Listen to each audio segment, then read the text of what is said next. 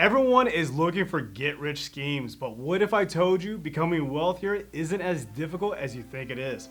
Here are the top 5 simple ways of building a more wealthier life.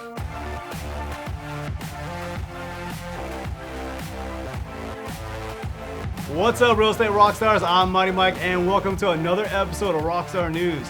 Make sure you hit that subscribe button, like us, and share us on social media. Some say he's more beard than man. Join me once again, the bearded wonder, Chris Noon. What's up, guys? Welcome to the show.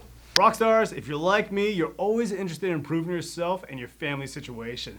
The following snippets of advice are some of my favorite reminders about the basics of building wealth that even ordinary people like you and me can use. And here are the top 5 simple ways to build wealth. You don't have to game the system. Billionaire Warren Buffett made his investment fortune just on the fundamentals, focusing on companies with strong annual cash flow and choosing companies that weren't at risk of technical obsolescence. Buffett spent the early part of his career investing in insurance companies. It's not sexy, but it worked. Number 2, simplify your life. Carlos Slim, a business magnate, was ranked as the richest person in the world from 2010 to 2013. He has lived in the same house for more than 40 years. Constantly pursuing things you don't need puts you on a financial treadmill and not an upward escalator. Number 3, save to invest. Don't save to save. According to the author Grant Cardone, the only reason why you save money is to invest it. Put your saved money into secured, untouchable accounts. Never use that money for anything, not even emergencies.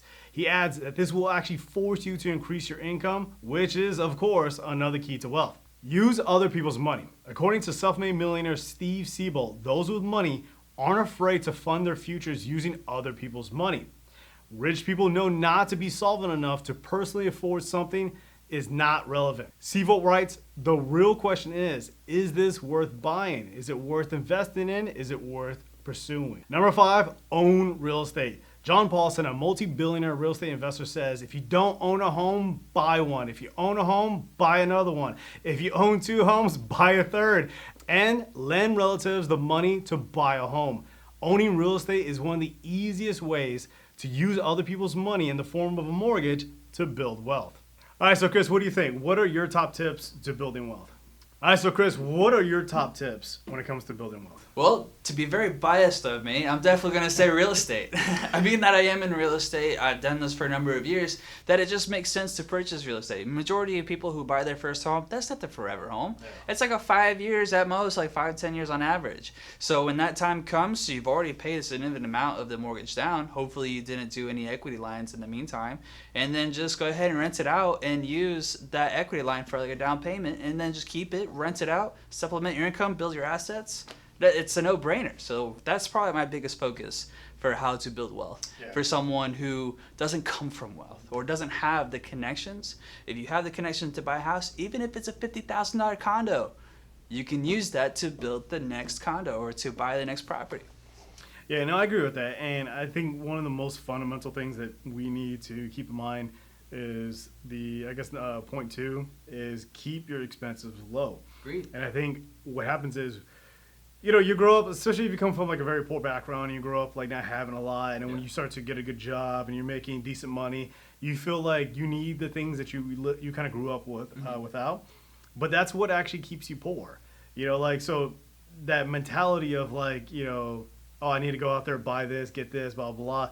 Yeah. That is literally keeping you poor. Like, you could literally save a ton of money on any salary. You just got to be disciplined enough to, forego, now pleasures for future pleasures, or keep your expenses low. Like, one of the things that I always talk about, and if anybody knows me, you know this, is FIRE. It's financial independence and retire early. It's essentially these people are saving half of their income by living in low, or keeping their expenses really low, and investing it into index funds and real estate and other things of that nature. So if you're making $50,000 a year, which to a lot of people that would be like the average American, like, yo, $50,000.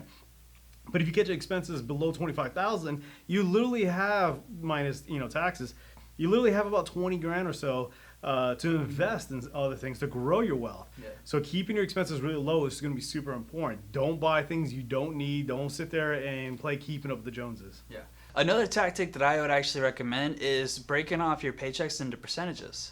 So, and you have separate accounts, and if you see an account that has heavy money, but you know you're going to dip into it, remove the account from, say, like your online platforms being able to see it.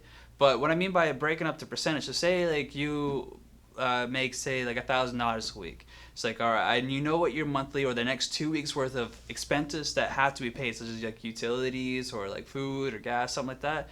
Make sure that's set aside, and then just go off a percentage. Like, okay, I'm gonna go ahead and take 20% of my $1,000 and put it into an account that I can't see, out of sight, out of mind, and just let it build. You'd be surprised by the end of the year when you go look at that, how much is in there. Yeah, there's a bunch of tools out there, and we can go into this as a whole nother subject altogether. But how to like pay down your mortgage even faster, how to save a ton of money, how to sit there and discipline yourself. I think learning discipline, especially when it comes to financial discipline, is going to be super important in building wealth, because if you don't have money, it's going to be hard to actually build wealth. Even if, like, despite the, use other people's money in order to purchase real estate, you still got to worry about debt to income ratio. So if you're over leveraged and you're trying to buy a house and you're making $50,000, but you're spending, more than 43% of your income on, debt and all this stuff like this, it's going to be hard to get that first mortgage. Yeah. So, and that's simply it. There's so many avenues that people can go down to build wealth. You just need to find the one that makes sense for your current situation. Yeah. So what do you guys think? Do you have other tips on building wealth, or do you think these tips are a little too simple to build wealth? If you would like to learn more about investing and how to build wealth, click on the link down below in the description box and sign up for our newsletter. This month's edition, we'll go over the getting started on how to purchase your first investment property so you can become a real estate rock.